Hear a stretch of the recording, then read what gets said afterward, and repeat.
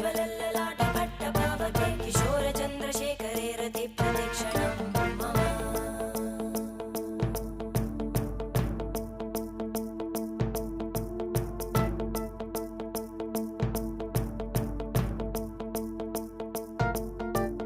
धराधरेन्द्रनन्दिनी विलासबन्धुबन्धुरा स्फुरद्दिगन्तसन्तति प्रमोदमानमानसे कृपाकटाक्षधोरणी निरुद्धदुर्धरापदि क्वचिद्दिगम्बरे मनोविनोदमेतु वस्तुनि